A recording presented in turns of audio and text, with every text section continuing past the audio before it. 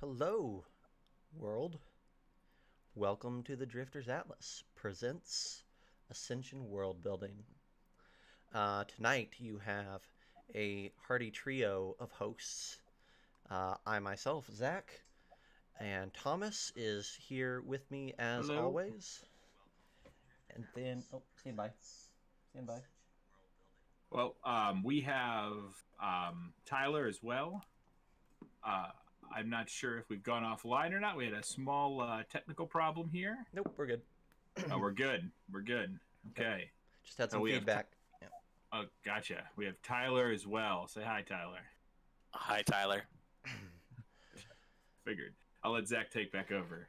Cool. So Tyler is another illustrious um, bald man and wonderful DM by all accounts. I have not had the pleasure of sitting at a table, um, but he is bald and he's a man and he is sitting at this table right now. So we're going to get to know each other even more. Um, Tyler is also a player in the bi-weekly dungeon game or bi-monthly dungeon game that we play every other Monday night here on the channel. So we Which thought, will be well, this Monday. which is this coming Monday, absolutely. The So, 11th. so we were really excited to get him on and get some new ideas flowing into this channel. He's been following us in chat for the last several weeks, so he is caught up. He is excited, and today you can probably already tell, based on our zooming into maximum capacity, that we are going to be working on the city of Filigree today.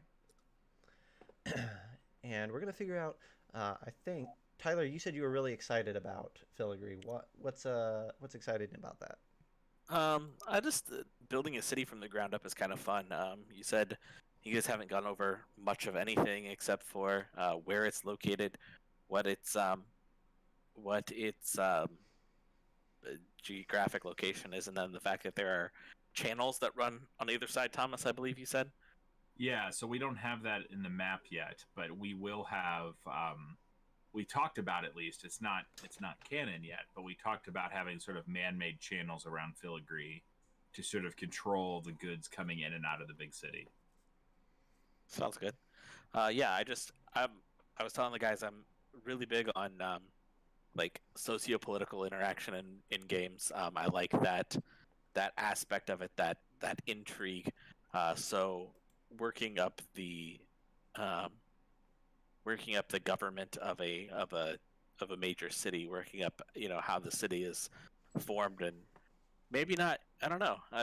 I'm feeling something a little different than your usual king or council, and then it goes down from there. I think this could be a fun exercise and something a little different, maybe. I'm excited about I different. I know that you have been following the channel, but don't forget that this Fibrum also is going to be a big player in any city. Mm-hmm. So churches are going to want to ascend their devout up. So there's going to be an intrigue in all major civilizations in this world, where the Fibrum also comes in. It's not just the regular intrigue. So it's going to give a little twist on major cities. Yeah, I imagine honestly that there's not a whole lot of extraneous wars going on right now, um, because where once kings or rulers or councils or whoever would send out their troops to fight other kingdoms, they're sending out their troops now to go try to find a way to collect Vibram and bring it back. There's probably still skirmishes and tension and all that, but I don't know that there's any major wars currently going on, though all it takes is, a small spark and probably something ignites. Yeah, Yeah, and I was sure that's probably mostly centered on the location of the crater itself. So Yeah. But yeah, you guys take it away. And I'll just kind of be fleshing out the map here a little bit and chiming in whenever I feel the need. But you guys take the lead. let's start, Tyler, with a grand view of this city. if you were looking at this city from a helicopter, or let's say we can't use helicopter because it's fantasy. How about a dragon back? Okay. What would this look like? Well, I, I see it was named, Filigree, the Silver City. So, I guess the question for you guys is when you came with Filigree, do you see Filigree as a city that was already established as a grand city prior to the fall of the gods, or is this more a city that sprung up due to its location in relation to the crater? I think what we've talked about in the past when we brought up the name for Filigree, we talked about the fact that this is probably not from the location of the crater that has made it spring up, but sort of the overarching space it takes up on the map. If you zoom out all the way of the map, and Zach's doing some work on the map right now, but if you zoom all the way out, you can see that it sits right in the middle of all of the continents. And you can see he's bumping it out right now. But it lets you. It's the only way without a boat that you get to either side if you're on the other. So it looked probably this was a trading port at some point, and has turned into the water deep of the continent. Okay. So And being close to the crater has only helped that, I'd assume. kind of with that in mind, I see it in my mind's eye, and correct me if I'm wrong, but less of this grandiose, like regal castles and all kinds of spires of temples of the gods, of the old gods, but more of this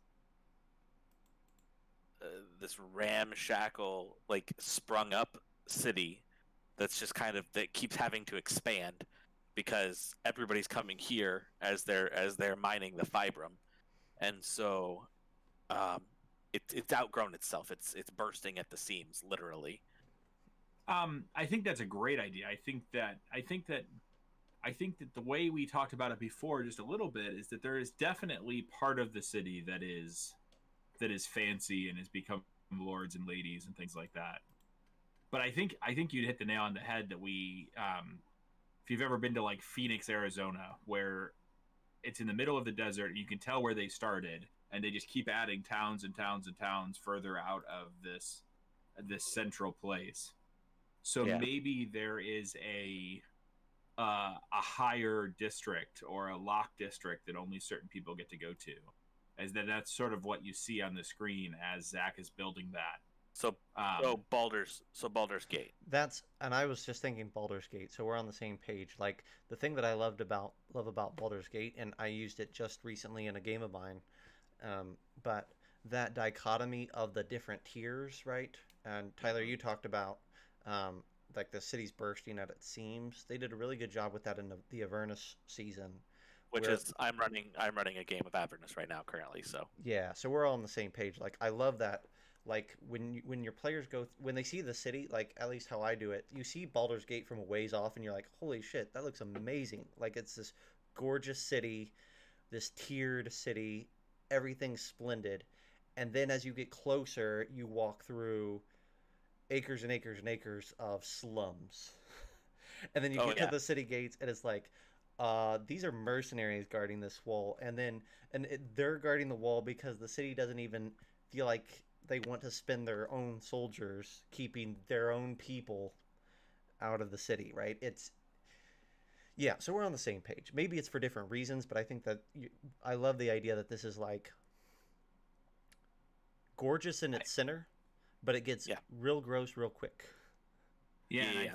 I think that you have like the closer you get to Filigree proper, you have tents that became almost permanent structures.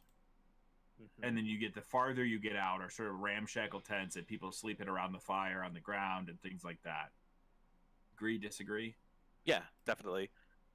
I like that. I like that idea. I think that the other thing that could be, I do like the tiered idea, but almost from an aspect of it's this. You have the city center, and then you have concentric rings coming out, where the city has just had to expand, and the fortifications get more and more ramshackle as you get to the outside, because they don't care as much about those people on those outer rings. So how does that work with the lock system? The lock system, I saw the lock system as... Was their old lock system, and they've had to pass the lock system, and now there's people outside? Zach's been drawing this, and now I just said something totally different. No. It takes 5 minutes, and it takes 5 minutes to redo. So I'm happy to do this. Okay. Well, my thought on the lock system was almost like the lock system. I don't know if it wouldn't go through like the old city, like it would have been on the outskirts of the old city, like a wharf area, but maybe that's swallowed up now by the slums. So the slums almost surround the old wharf area. So you're thinking, here I'm drawing a crude map. And chat, at least say hello, so we know that you're there and who we can call on. Bare minimum, but we'd love for you to chime in as often as you'd like as well. I can see several people lurking in the shadows that I know have good ideas. So you're thinking old city with rivers on either side of the old city, and then slums sort of on the other side of the rivers because they're not sort of protected in that. Yeah, I think almost... Hold on a second. We can keep talking, and let me draw a little bit here while we're doing that. Yeah.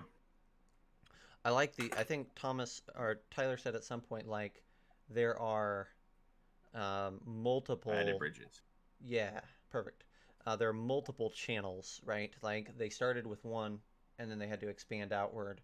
And then there's walls as well that have expanded and expanded. So it's almost like a tree, right? Where it's got all these different rings, different ages. Yeah. The question I have, which is going to make the difference with you building it, is that does this fill in the entire first set of rings to the channel, basically the old city? Do you know what I mean?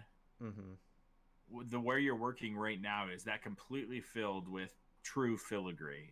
And then the outside of the first set of locks. I don't, unless Tyler gives us something different to work with which I'm sure we'll have something different. That's why I started erasing, because I'm like, this is too big for real filigree. It's 30 miles. Yeah. Which honestly, we should 15 miles north to south, 25 miles.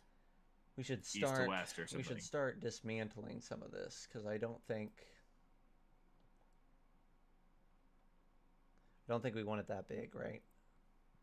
Yeah, no, yeah. A 25-mile fantasy city wide is a big city to write about.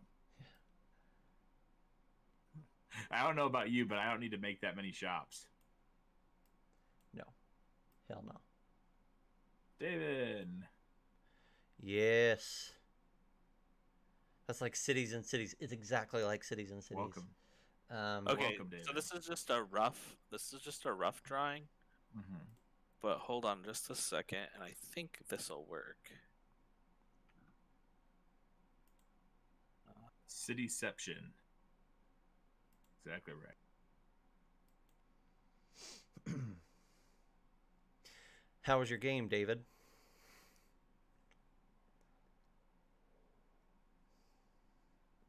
Good.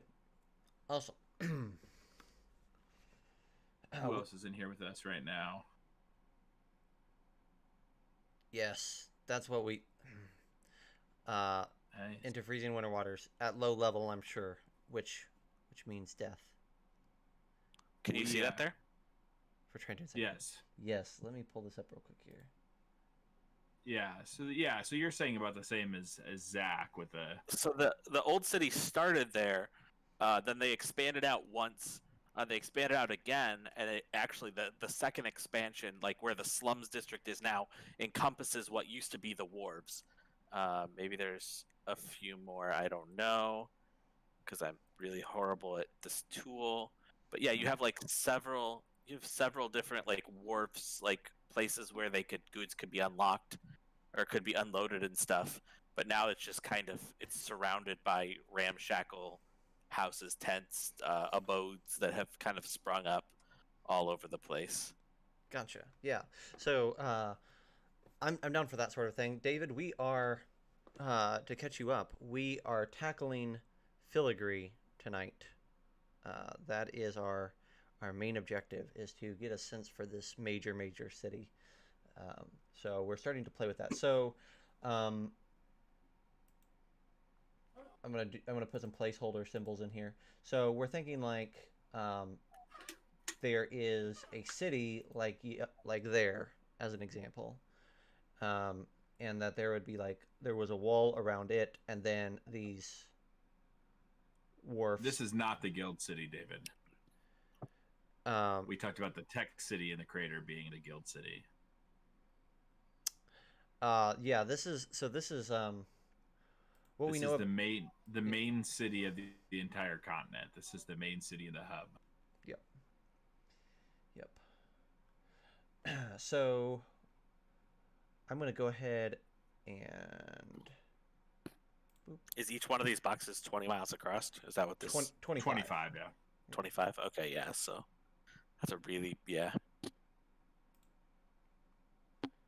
Exactly. It's one of those things where like Damned if you do, damned if you don't. yeah, and also this is a map that is like a useful map, not an exact map, if that makes sense, right? I like that. I like that very much. Yeah. So it's the city needs to be big enough that we can see it, but it's probably actually going to be too big for what it actually is. And like part of me thinks that as the city has expanded out, there's almost grown like large wharfs on either side of this peninsula, where the actual Filigree military or navy is based. Where they can because the city itself probably doesn't use a wharf off the channel anymore since it's grown enough to the coastline. It can probably just use a wharf directly on the coast. Yeah. And you got to remember that these channels, there's going to be people bringing goods in by boat all around this city if it's completely surrounded by water, basically. And it's very well secured too. So you're going to have, and I think you're right. It probably doesn't stretch all the way to the water, the old city, because there's probably places, especially since it's so close to being able to be attacked by pirates, that there's probably some slums or business district that is in the way of ballista and stuff like that before you'd get to before you get to true Filigree. Because you wouldn't want some wizard to come in and shoot a giant flaming ball of pitch onto the old castle or into the old castle. Let's do a shout out for this world building program because this is fantastic. Isn't it so this nice? Is Wonder Draft. Yes. This is amazing. They also have Wonder Dungeon. Is that what it is? Or Wonder? I can't remember, but they're in beta right now to build dungeons with the same thing. Excellent. Yeah. So, which we will have at some point. We don't have it yet. Yeah, when at some point we're gonna make a real dungeon on this stream, and that's gonna be a blast. So look forward to that chat where we get to throw all our cruelest ideas into one dungeon. That's what it is. Look forward to a tree with sanctuary cast on it, or no, consecration. I forget. Hallow. A tree with hallow cast on it that gives the darkness spell. Yeah. We can't use that again on stream. We can use that again in Tom's home game. Yes, we can. When we do the dungeon, we'll end up making a big post about it and stuff like that, so we can get as many people on the stream as possible for that. And on the top of that, we have an announcement. I think we're going to do some giveaways when we hit 50 followers to our channel. Right. I think right now we are at 20. Low. Are we at 20 even? Mm-hmm. No, we had somebody else say that they were coming on to 20 even. Nice. So we need to get up to 50 to take that next jump with Twitch. So once we get to 50, we will give away some cool stuff. We're actually in talks with some people to figure out what we can give away. Yep, it's gonna be cool stuff. Really cool stuff. I'm super excited. I hate everything that I'm doing, chat and co-host. So if you have some brilliant idea for how this should look, I haven't quite stumbled upon it. But the one thing that I don't like about Wonder Draft so far is that it doesn't have a great a wall building set of tools. They've got like these stone walls and a couple things, but I'm just not super thrilled with what they think walls should look like. So awesome. And with that, anybody who's in chat that hasn't followed the page, if you could just click up in the top, I think right hand corner, the little heart will let you follow our Twitch. It costs nothing, and it really helps us out. That's right. Same with our Facebook. If you want to throw a like, we announce all of our shows. We announced all of the Jasper's Game Day streams we did this week. So it's been exciting. I'm gonna toss something out here. What if there is like two lines of channels at this point? Okay. Like they've added extras. Yeah, like it's expansion, right? So as they expand, they need more shipping lanes to allow more ships passage. But it also is the city got too big for the first ring. So as the city expanded, they said, well, if we're going to keep the channels inside the city walls, then we got to put new city walls out there. And so then, yeah, it just kept on growing. What if the old channels are here? So the old channels around the old city are here, but they've been like blacked off on either end. Okay. So water no longer runs through them. Or water runs through them, but there's a gate on either end. Well, I was gonna say there's no water through them, and it's used as like a way to slow down people who would try to attack the city on the ground. It's like a no man's land. Like a guerrilla trench. Yeah, like big trenches. So the official depends on how we design the city, but like the official statement of the city is that it's there as a defense against invaders, but it's probably actually a defense from the nobility of the city against the slums. The people that are put in the slums, yeah. Yeah, exactly. Yeah. I think the trick is also that it's filled with alligators. Well, it's definitely like the LA River, right? As someone who's never lived in LA, I can only speak from hearsay, right? But like as I understand it, it is not a river. It's a concrete aqueduct. It's a concrete aqueduct that's gross, right? Yeah. And so like that's probably what this is. It's probably not clean. Yeah. It's probably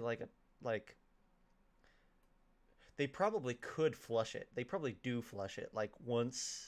It probably attaches to sewers underneath Filigree proper, right? Oh yeah, that's actually.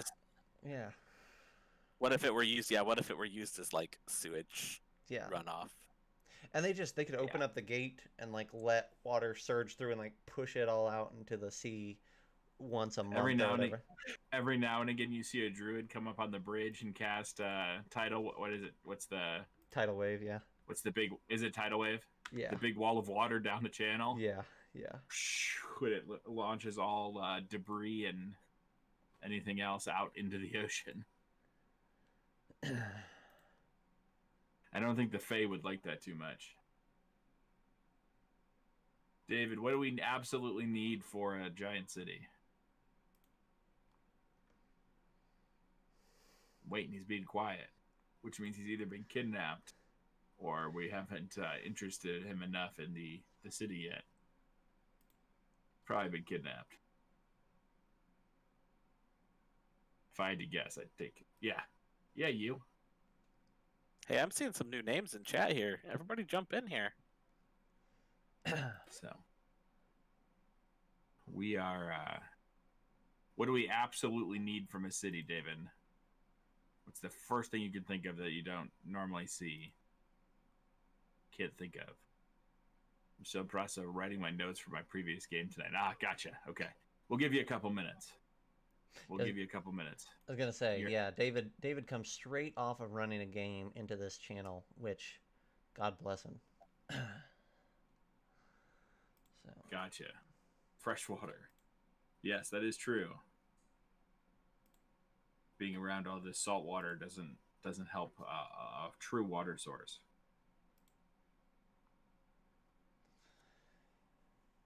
Okay. Where's their water coming from? Yeah.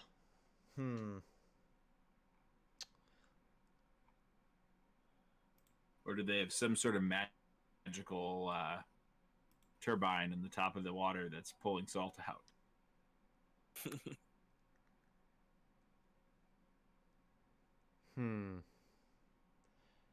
Yeah. Maybe Desalination. Interesting setup. Yeah. Imagine, yeah. Like a massive windmill. Yeah. Yeah. What happens if one of the now that they've become a big city, they need more water, so they've built it in one of these aqueducts instead of making it empty and making no water.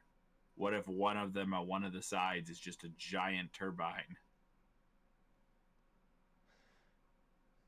That could be interesting. Maybe it's pushed by a Revis or a water. It's ran by some sort of water Revis, a Revis. I've now said Revis 4 times in 10 seconds. I noticed this. A water Revis is just basically saying water. Yeah. Water. What if there is a somewhere Filigree, under the Windy City? Exactly. What if somewhere under the city? Yes, David. Genasi are the main sort of race that stand out in this part of the continent. Go ahead, Tyler. I was to say, what if there were a dark secret in the city, in that someone in the leadership had actually captured water elementals. Ooh. And was using them to create water.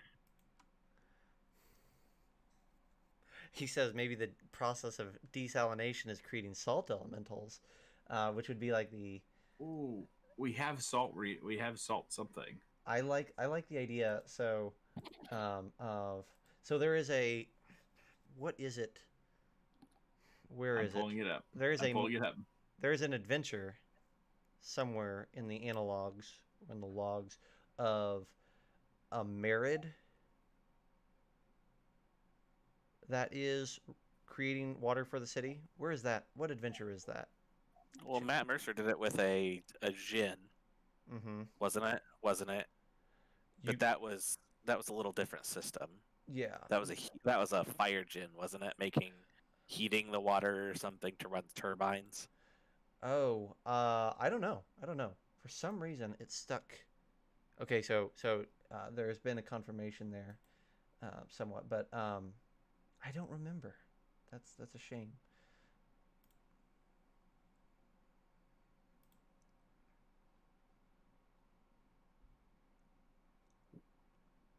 I remember that now I can't remember which city it is. Nicodranas, I think.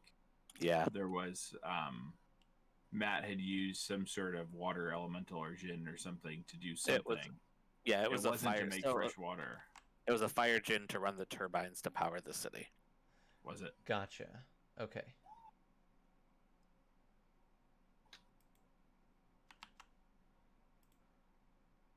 Here we are.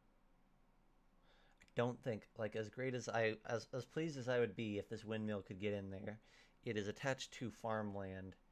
And yeah. I think that I'm gonna have to say no, even though I would love to just plop this like massive windmill somewhere in this city. I don't think that it's gonna work. Right now, we do not have a salt elemental. No. But a salt elemental could be cool. And so I do like the idea that magic is what gets us fresh water here. It, it would be a pretty cool visual to have whatever is pulling the salt out of the water have this salt basically calcifying up the side of the windmill or the whatever it is, the turbine or whatever it is. Right? Have you ever seen a saltwater fish tank? Yes. Like, have you ever been around a saltwater fish tank that's being run? Yeah. When, like, a saltwater fish tank that isn't cleaned perfectly, like, on the filters will have, like, this salt leach that builds up on the outside. Okay, yeah, I see where you're going there. That'd be cool.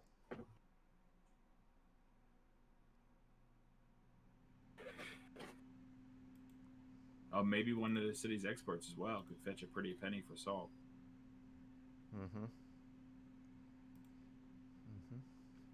See, Chad, this is what I'm talking about with the walls not being great. Is they're just too big, too plain, too cumbersome, and there should just be a really clean wall building tool for us to use. So, remind me tomorrow, Zach. I'll take a look. They have some accessory packs for Wonder Draft. I'll see if they have any for walls or anything, because we should definitely jump on that if that's an option. Yeah, it's not a big deal. It's just but there are tents somewhere in here, and I'm going to use tents for the next section of the city, and then we'll see what outside of the main gates. Nice. Okay, so we have maybe they may be too big. Some notes. Oh, you know what they're on. So maybe like a turbine moved by a water elemental of some sort. Yeah, that was one of my thoughts. I mean, there's lots of different. Yeah, so the way we do it is sort of on the left side of your screen, the top left. On those pins, I take a bunch of notes, and then we sort of use that to at least have an outline, and we go back and forth with those notes. But at least all of the ideas are in one spot.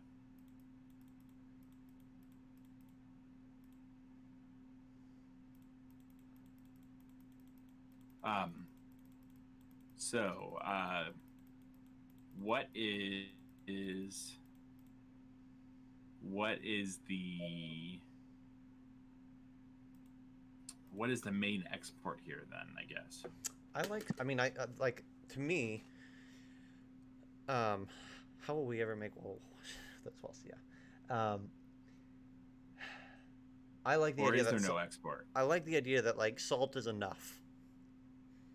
Is there really an export though, or is this more like do they make their money off the tariffs for the channels and then just gearing adventurers to go into the crater? Yeah, I like to me the money is in being the middleman. That's the whole point of being a city in the center, right? Is that your money is in the exchange of money. That being charging said, people coming through, and that being said, I think where you see this like huge explosion of wealth is also in the fact I love the idea that like it just so happens that trying to get fresh water for this city, this massive city, they stumbled across salt as like a byproduct. And so not only are they helping with the exchange of goods and opening up these channels to make it even easier. Yeah, the salt now is even one more thing that adds wealth. It also is like probably not necessarily something that requires a whole lot of labor. If it's like a wizard or an artificer or whatever built mill or windmill, like probably they need people to like scrape the salt, but that's about it. I think honestly that they have turned this negative into a positive, right? They have so much salt that they can't get rid of it, but they've realized that it's also valuable. Yeah. Yeah. So, what? Let's see. I'm pretty happy with. I mean, obviously, it's not a true one-to-one. We'll have to build that later. But I'm pretty happy Mhm. with how this is looking as a representation for the city. Yeah, for sure. It looks like is it not Rohan? Minas. What's the what? What's the one that's built into the side of the not the side of the mountain, the end where they try to burn Bromir. Oh, Minas Uh, Tirith. Minas Gondor. Tirith. Oh yeah. Yep. So it looks like it's sort of like leveled like Minas Tirith almost. Mm-hmm. Yeah. They're near the crater, so they have to defend against weirdness from there. And if they are this rich, it would draw attention to the pirates. Yeah. Yeah, I think that part of that attention from the pirates is the fact that they'd have to go through these sort of squalid towns before they got to the center already. There is also like one of the things that we talked about with this is that um, this uh, city has a pretty good sized navy, and the way that they use it is they basically defend their city. They don't do a lot of excursions. And that being said, though, these channels are allowing people to bypass the pirates' jagged strait, right? Ships can get in and Yes. out of this main inland sea by going through Filigree as opposed to pirates, right? Um, Yeah. You are still going to have the people that are coming up from the south, and they have to choose whether or not they want to go all the way around the continent to get to Filigree, or they're going to come through the pirate strait. yeah, yeah. David's asking, do they explore with their navy any? Um, I feel like they know where the goods are, and they, in my mind, this little inlet here uh, is kind of their territory in the main sea, and then this other one here to the north. And they know that as long as they have their foothold right here, they're good. But I could be wrong. Yeah, I Yeah. think that not that they don't send people on occasion, but I think their main concern is keeping Filigree safe. Yeah. You know what I need to do though? There's too much green in this freaking city. Cities are not this green. Yeah. Well, especially not a city that's overrun with salt. Yeah. It's And squalor on the outside edges. yeah. It's probably like green. Let's see. Let's shave down this brush opacity. Probably green on the uh, around the walled section of the city, which will actually be walls elsewhere. But like this is all going to be gross brown Yeah. mud. Exactly. And then you let people into like the business district, and I think part of that mud area is the business district too, right? Yeah, yeah, Inside the main area is basically just the most finest businesses, and the if this was uh if this was Critical Role, that would be that area in Zadash where they couldn't go because they didn't have the right affiliations. yeah. So you can get everything you want outside of the main city, but you still have to get in the main city to get those big needs. Mm-hmm. That looks And that looks more like what a city would look like. then the next question is, where are the main docks? Probably in that second ring of people, right?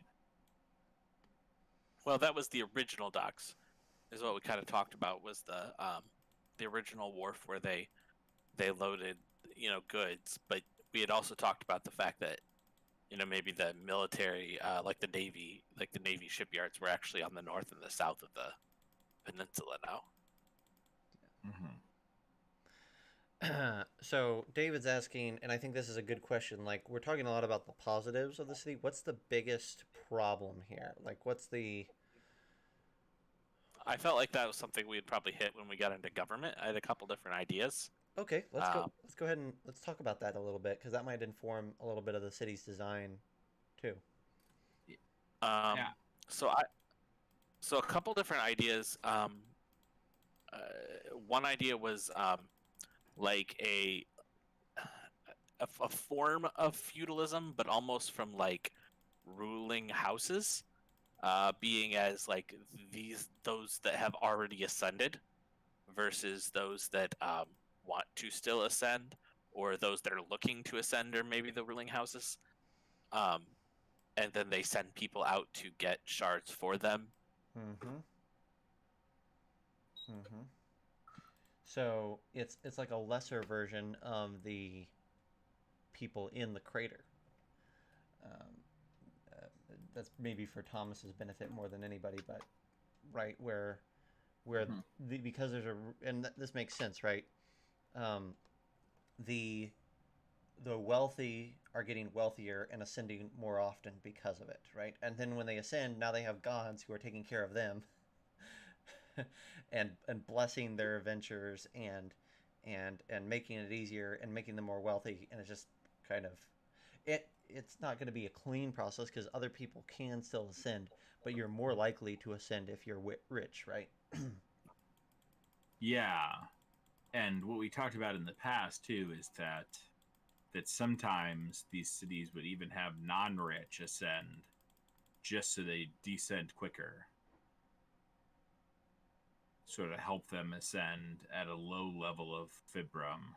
Oh yeah, like that's interesting, right? Like that if you were a a lesser noble, it would behoove you, or if you were a noble who wanted to like rise with opportunity, just front load the pantheon until you punch out the gods of the current nobility and then take put your own in there. And now you got a deity working on your side, which is interesting.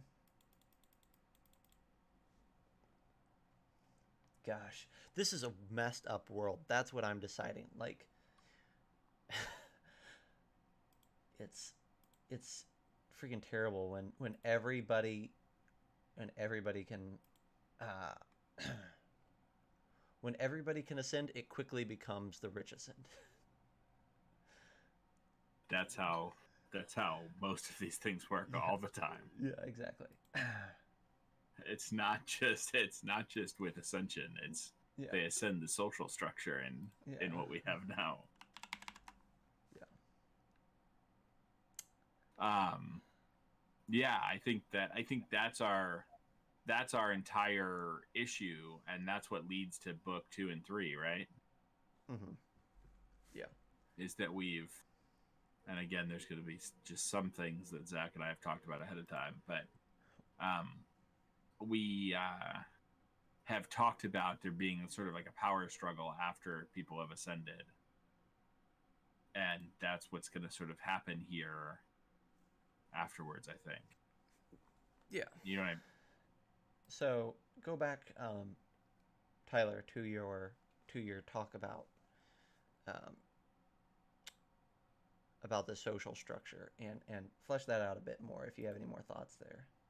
Um, so I think that maybe at one point the city had um, a monarch, but I feel like almost with the rise of Fibrum that's been thrown off, Mm. and this is more of um, the rich threw off the monarch, and so that you have several rich families who all um,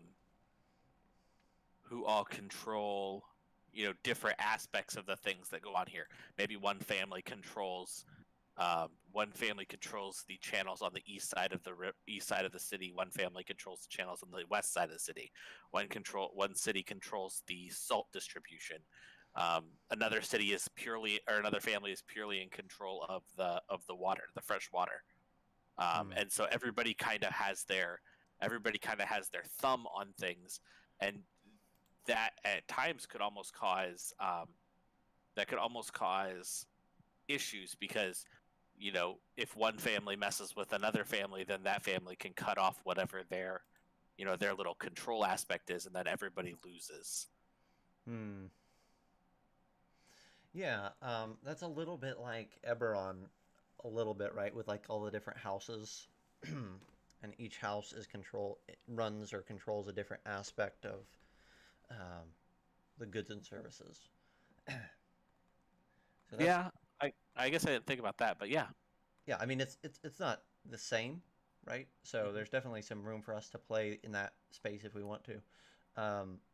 But it's similar, um, and it's I think that could be interesting.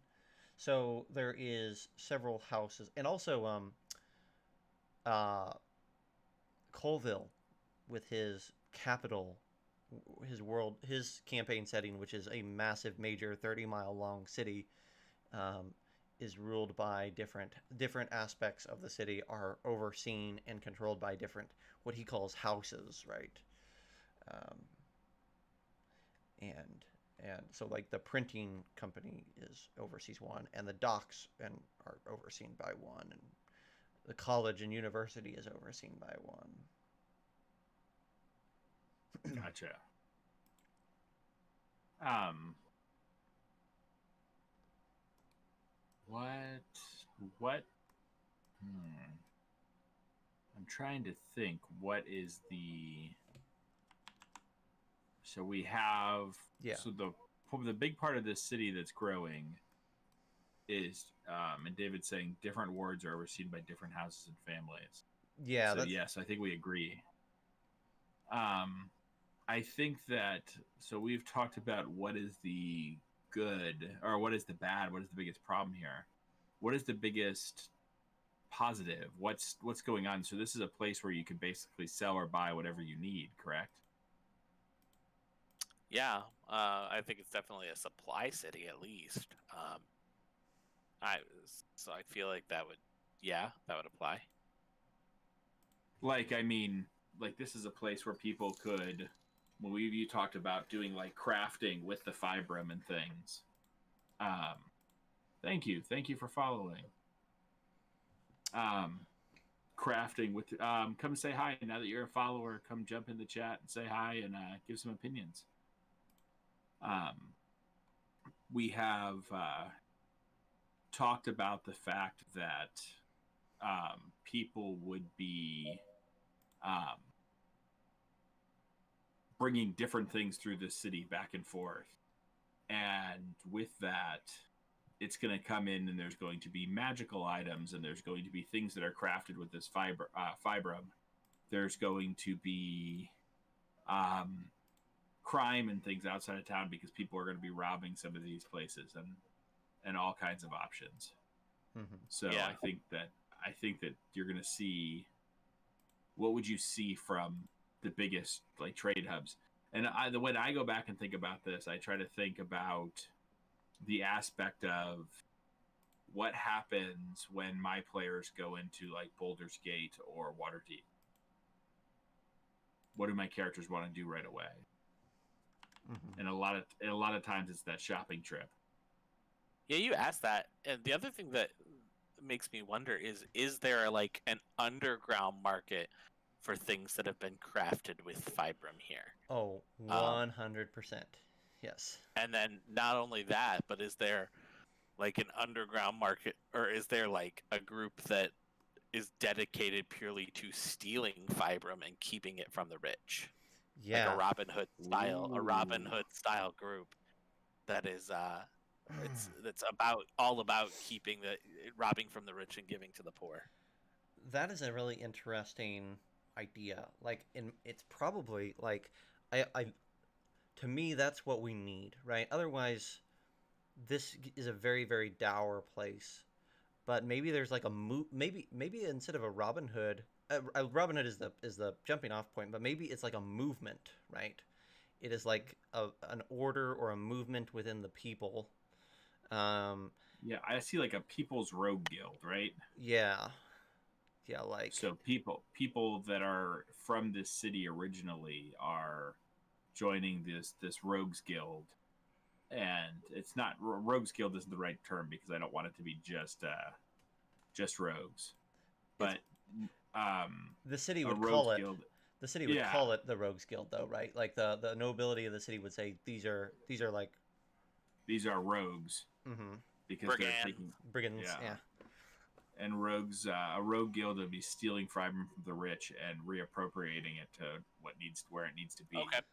And question: we can maybe tie this into something else we've discussed a little bit.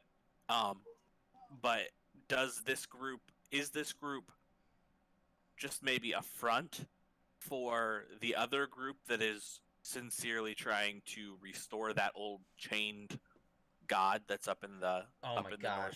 northwest corner?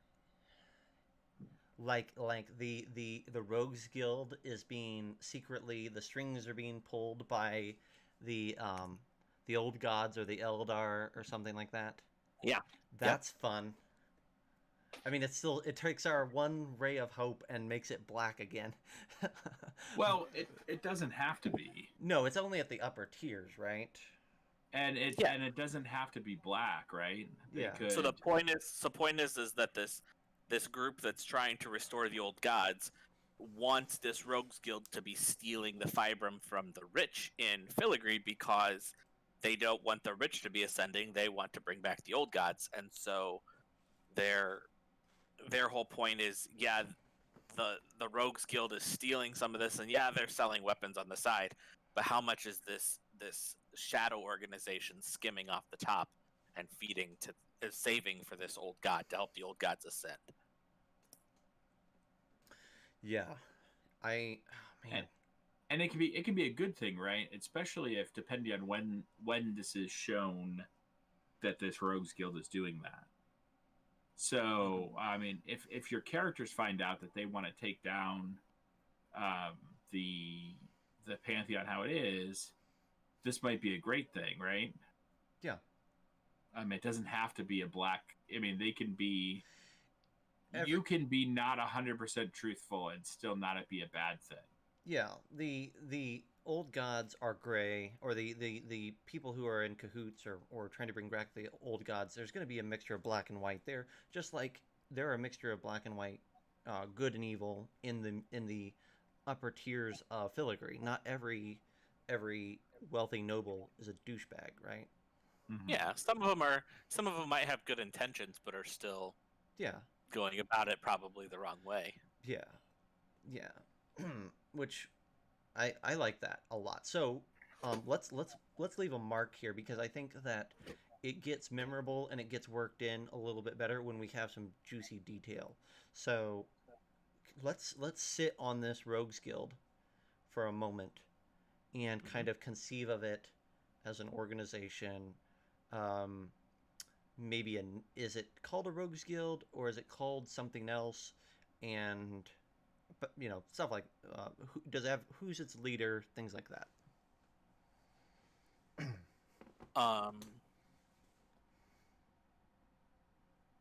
I don't know. All I just pictured in my head when you said that was Davil Sarsong, so I could get away from that thought. Bob the Though Flump.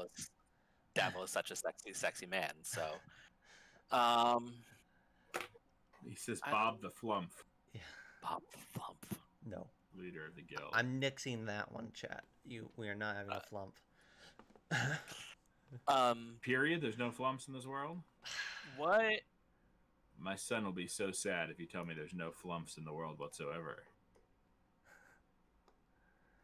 I understand it not being a guild leader. He's definitely not a guild leader, but let's set aside flumps since we know they're not a guild leader, and let's think about what is. Fair.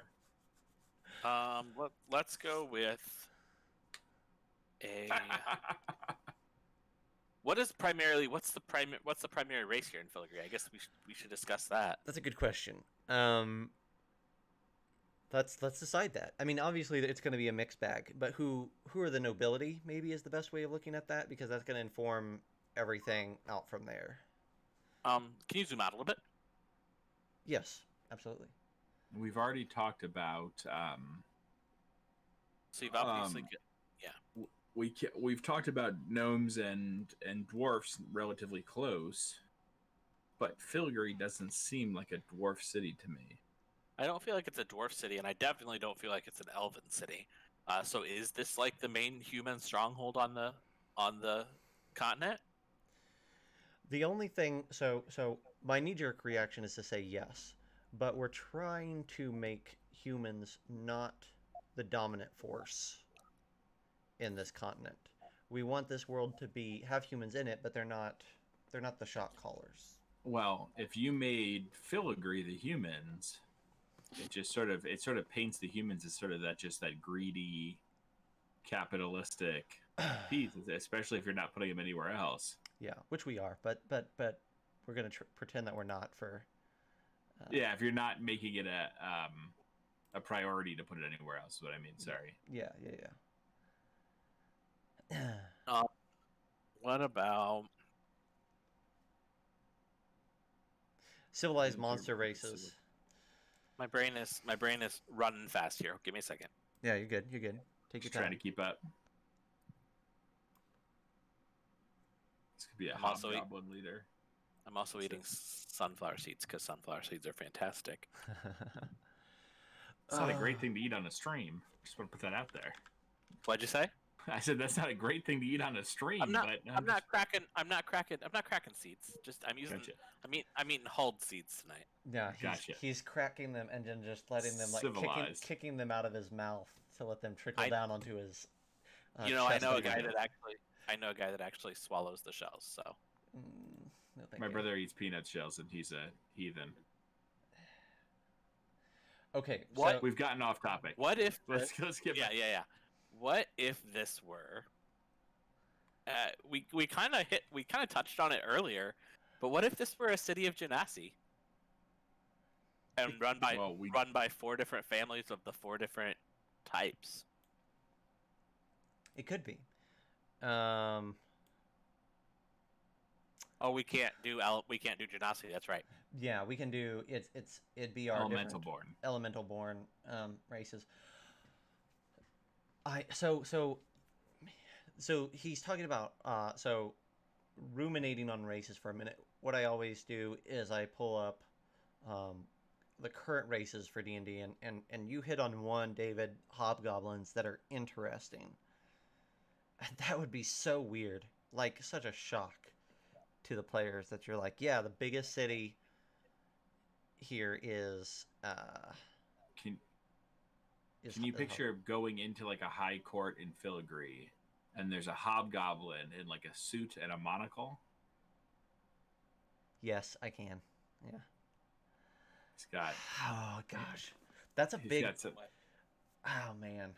He's got some sort of tails. At least now I'm putting that in our name section.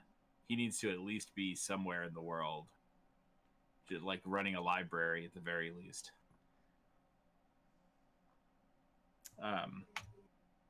Hobgoblin.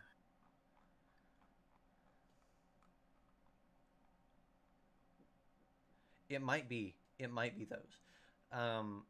The only other thing that I'm willing to consider, I think at this point, is Dragonborn. I was just gonna say, what about a Dragonborn city? So these are, I think the more I sit on both of those, the more I like both of them. Well, I will put it out there that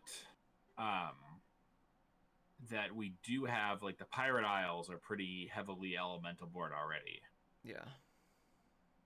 Well, I'm saying like dragon or hobgoblin. Oh, gotcha. I thought you meant elemental born or dragonborn. No, sorry. I like those two. I'm in love with both of those as being power races.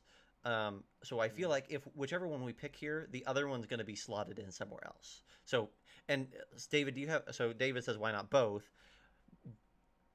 is there a way that feels natural, or should we save one of them for another city entirely? Dragonborn and hobgoblins don't mesh in my brain, but that's just my brain. Unless one of them is like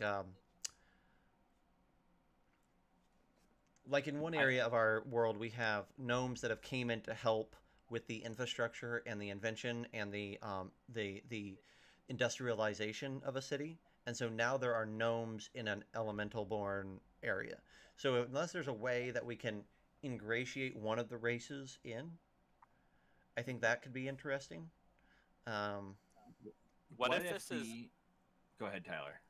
what if this is a city of Dragonborn who have um basically who have hired a whole troop of hobgoblin mercenaries to run their city for them, like run their adventuring parties, run their navy, their military. So you have dragonborn leadership across the city, and their military, their overseers are hobgoblins. Their hobgoblins are, hobgoblins are traditionally militaristic. So the idea that they are, um, that they're kind of the muscle behind the leadership of this dragonborn group. And isn't it so perfect? Because Dragonborn, at least in the current Forgotten Realms mythology, are like so desperate to be dragons, right? Like they Hmm. claim a kindred to dragons that dragons do not recognize, right? But they're just like so much like we are dragons. Isn't it so delightful that they're sitting on the horde of Filigree Hmm. as the leaders of this massive hub of industry and trade, and just having their minions do their bidding, they would feel like they had finally made it. Yeah. Yeah, and I think you could even do if we keep it houses, you could have like 5 houses, which would be like the 5 metallic colors Mm-hmm. or something. And I view this hobgoblin, like this hobgoblins. I see it almost like a caste system, but the hobgoblins in this subcaste that are, I mean, they're almost like samurai in their nature, like very like they're not barbarians. They're very like honor bound Oh in yeah. everything they do. Oh yeah. Like this is 100% the.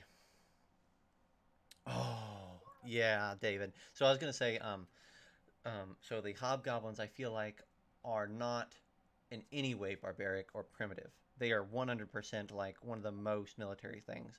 And then I love the idea that that David just posed, which is that there's a hobgoblin leader of the rogue guild that is kind of working to disrupt the thing that the rest of his people are trying to lock in even more so and establish.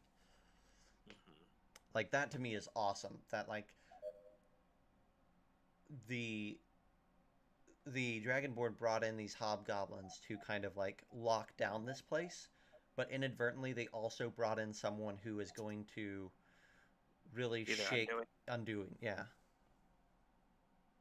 And David says maybe they aren't even a rogue guild, but really more like a group trying to establish a union. I think that they are more open than secretive. Like at least in my mind, like there is definitely this like public movement of, you know, the Fibrum belongs to the people, yada yada yada. So maybe there's almost a so maybe there's almost a two there's a second no, not a second faction, but there's certain elements of this rogue group that are maybe going to more extremes than the public face of this group. Oh yeah, like definitely. think the IRA and the para versions of it. The Hmm. groups that bombed versus the groups that were the public, you know, political face of the IRA. Yeah. I think that that's very much true. Like, this is an organization that presents itself as a reasoned alternative to the current dynamic. But just like any other large organization, it has its shady sides, right alongside that. Mm-hmm. The shady sides are what get things done would be their statement, right? Like, Mm-hmm. you have to play the game in some capacity or you'll never win. And our goal is to win.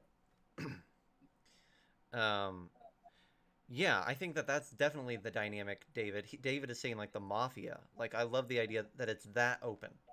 It's that open. We are in defiance of you, but we're illegitimate enough and powerful enough that it's not something you can squash underneath your thumb. So it's either going to be war or you're going to let us get away with it. And right now, Yeah. people aren't willing to say war. uh, deals are made in the shade. Yeah, exactly. Yeah, I think we've stumbled across a huge part of the dynamics of the city. One of the things that you brought up, Tyler, earlier on, that I think comes in is, yeah, um, the ports and the navy. Those are two huge players that we haven't really covered a whole lot yet. Mm-hmm. And in my mind, one of the things that lets the nobility be kept in charge is the navy, right? Because they can Yeah. if they still own the navy, if they still control it, they control the trade. They can Mm-hmm. and they control the quickest, most effective in and out of the town. They also control the aspect of security from the pirate isles and things. So if the hobgoblins try taking over anything, they don't have a navy to stop.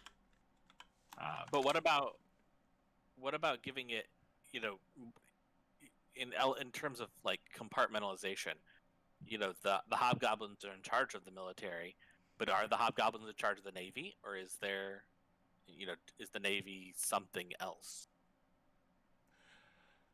I mean, the navy could even be a third faction. I know David mentioned the idea of having a third faction as well. Turtle navy. Turtle is kept. We'd have to, though the word that I've used in past OGL products is turtle kind, but Turtle guy. yeah, but turtle we can't use.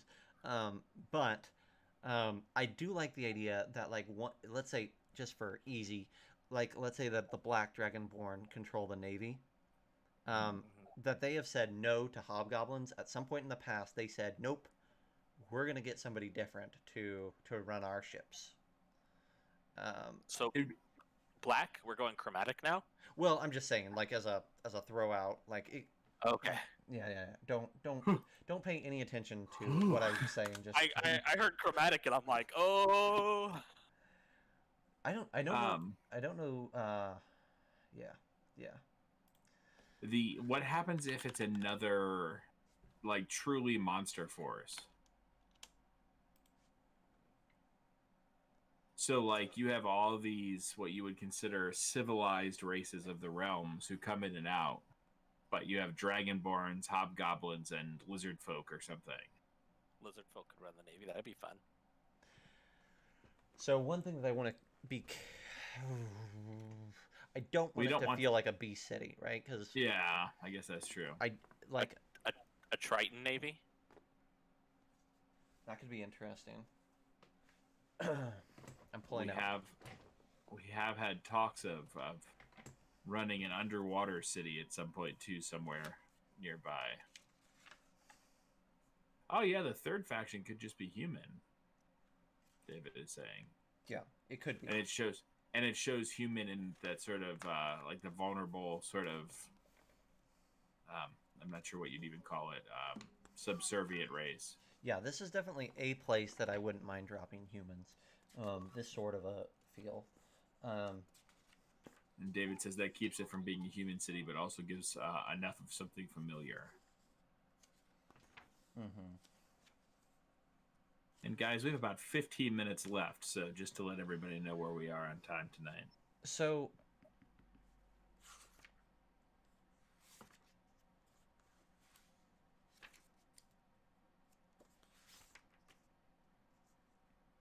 So are we doing? So if we do metallics, Yeah, what is that communicating? civilization, more civilized, more lawful. That's shininess, exactly, David. That's the base level of what we're communicating. Yeah, that's. I just want to. I'm just thinking about like we're communicating. I think a good thing because we don't want these like as soon as you say, oh, these are black dragonborn or any of the chromatic colors, people are gonna assume they're evil, and I don't really want that sort of stark decision making. But I think you get. I think you get. This was my concern with Dragonborn in that you're eventually going to have to get into the Platinum Dragonborn, and those are, I mean, traditionally a lawful good race. How do you put them in charge, a lawful good race in charge of a feudalistic civilization? But do you? I mean, do you have to? Because you have brass, bronze, copper, But silver. they're all good or they're good, chaotic good, or lawful good. They're all versions of good. Yeah, yeah. Well, I think that overall. Oh, but we've talked about people taking these to. I mean, maybe it's something divine. Maybe they feel like their religion, their things are. Maybe that they feel like this is a the right thing. This is their calling to ascend their clerics. Maybe they're not doing it from a place of cruelty. They're doing it as a place of this is what they've been set here to do is to bring in Fibram and ascend their religion. Or do we say to hell with chromatic and metallics, and we make the neutral subspecies for this world?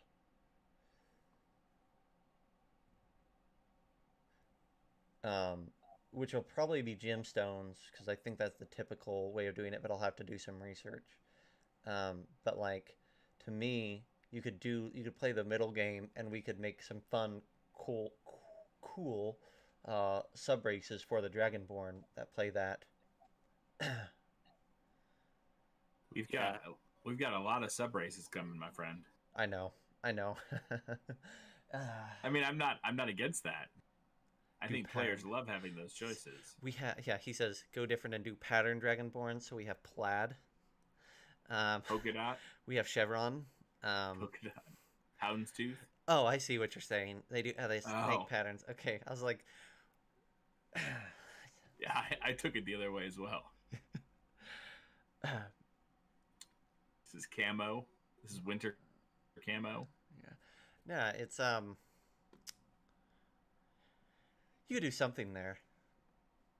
It's probably in the weeds a little bit, but it just struck me that we were talking about good aligned Dragonborn. I'm like, maybe we think about this a little bit, or we can just say, hey, listen, in the world of Ascension, alignment for Dragonborn doesn't make sense. Which is not the end of the world. But there's also, I mean, we want to portray that goodly alignment as well. We can't have it both ways.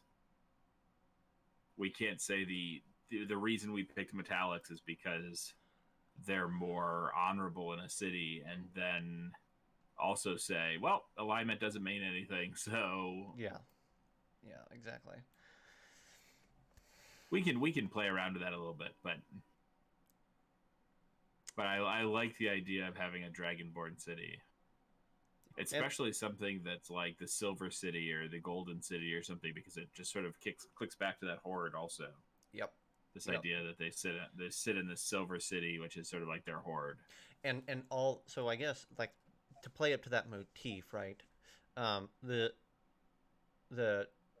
hobgoblins are probably in like really resplendent, like silver, for sure, plate mail, mithril armor, yada yada yada. Like they look the part, even though they are monsters. They look the part of like the noble beautiful knight. warriors. Yeah, they are They it's literally the Jaime look Lannister. they look like samurai warriors. Yeah. Yeah. It's the Jaime Lannister armor from Game of Thrones. The giant golden suit. Where do they come from? I think that's a good question, and maybe we should close out with that. We can pick a little spot on the map, and that's a fun thing to take in. So if we zoom out here, we have a lot of options. Did we ever talk about what races used to live where the crater is now? No. Ooh. Is that maybe part of it? Is that they're displaced? I think that's a great idea. They're the Alderanians. No. The Alderanians would be here in the Eastern Kingdom. What? Oh, sorry. I was thinking Elder and Alder. Gotcha. Yeah, no. I don't know. I don't know what the people of Alderaan are called. I got it. I instantly took it to Elder. So David, maybe the idea is like this mercenary group of hobgoblins were away doing X when the crater impacted and destroyed their entire civilization. So maybe the army was taken in by Filigree and has been ingratiated into that populace. That's kind of cool. Like, because they're now the hobgoblins are like, we're not going anywhere. Like, this is our city now. As much as any other thing is ours, this is ours. The crater, I think, is like a few hundred years ago. Has kind of been because I think we need to have time for, if that's the case, we need to have time for the hobgoblin population to repopulate some too. Yeah. I think it's a few hundred years because in my mind, some elves and older dwarves remember this thing. Humans, no. But and probably elemental born, no. But like the older races remember. It's got to be long enough though that things have somewhat settled and then started to build back up again. Which is probably something we should nail down. But how? So I'm looking at this map here, though. I mean, it doesn't really matter, but it could just have been like right on this northern edge of the crater. Yeah, they were. I mean, and it could be that they had been, like hobgoblins had been mercenary guards for the city long before the crater. Just they worked for the Dragonborn as mercenaries, but then after the crater they had nowhere to go back to. Yeah. And David's saying that there could be hobgoblin tribes out there now that don't have a real homeland and are seen as uncivilized, and I think that's entirely possible. Like if you ask people where are hobgoblins to be found, I think for the most part it's Filigree. But there are others, because it would be strange indeed if the only hobgoblins that survived, the only hobgoblins that were elsewhere, were guarding the city. And there's probably people that have retired from Filigree into the places of the world as well. Mm-hmm. This is hundreds of years. Yeah. I mean, I'm not saying that they shouldn't be anywhere else, but maybe they were originally from that southern part there, north of the crater. Yeah. Guys, I'll just go ahead and say, like, as we're getting close to wrapping up here, we're doing a good work on this map already. Like, it's starting to really take shape and be something that's recognizable. Give us 2 more months, and I think this is going to feel like a really legit map that tells a lot of stories within its notes and locations. So I agree. And I know not everyone is here from the get-go, but we're only a month in now, so that would put us at 3 months. I mean, this is episode 9 of Ascension, so we're starting week 5. Yeah. So we're cruising along. Mm-hmm. Definitely. I love it. Awesome. Is there anything else we want to talk about here before we wrap up? Well, I'll do some announcements real quick. Okay. Just to kind of remind everyone of a couple things. If you missed Thomas's stream, ooh, you're getting a compliment, Thomas. You better pay attention. It's insane. Yes. It's insane. It's so long. Yes. Um, if you missed it, speaking of Thomas, if you missed it this morning at 11 a.m. Central Time, we did a Jasper's Game Day stream, 2 hours. Thomas ran the intro adventure to Ascension. Um, and it was a lot of fun. So if you're interested on a little bit about how this world plays, you can check that out. It's on video on demand. We'll post a link. Thomas will post a link for you. You can check it out on Link our. is link is already posted. Perfect. Awesome. Link was posted right before it was posted about 7:30 Central Time. Perfect. So it has a link to the VOD. The other thing there with Jaspers is they're still running their digital convention right now. So they are, I think, day 3. Yes, day 3. Started on Sunday. They're going till Thursday. And last I checked, I'm loading the stream right now, but last I checked, they were at like $13,500 nice. Raised in 3 days. Awesome. So they're doing some really cool stuff. It's from 12 Eastern to 12 Eastern every day, so noon to midnight every day Eastern time, and they run games all the way through the day. Sweet. Yeah, it's really been fun. I've watched a couple of the streams, and it's been a great time. They're at $14,425. Yeah, right at the edge. They'll hit that within the day. Easy. Yeah, they might hit that tonight. They still have. Oh, they only have like half an hour left, but they're getting close. Let's see. What else can we? There's a couple of things we need to get to. Yep. Dungeon on Monday, 9 o'clock Central. You can watch myself, Thomas, Tyler, Erica, Kate, and Alex run through the true session 1. Even though they've stepped into the dungeon already. And they're cruising right along. So it's been a lot of fun, and I'm excited to see what knobs they twist, what levers they pull, what seeds they snag. Who dies first? Who dies first? There's a lot of good questions that remain unanswered. So that's at 9 o'clock on Monday. What they smack with a 10-foot pole? Exactly. You and that damn pole. We'll do another impromptu stream, I'm sure, this weekend of Drifters Atlas, and then Tyler is kicking off. I say kick off, but we've had great guests every weekend or every Tuesday so far. But we have a really cool lineup for the month of May and June for these Tuesday stream. Mm-hmm. Tyler, we've got Fenway from Jasper's Game Day. We've got Amy Durza coming up, hopefully, in the next several weeks. And we have Anthony from Talon and Claw. Yep. So is going to be on the 19th. Mm-hmm. With that, we are starting a new show on the 19th. It will start at 8 o'clock. And it's not going to be every Tuesday, but we're going to do one of the passions for Zac and I are working with other creators to get their information out there. It's one of the reasons why we started the stream.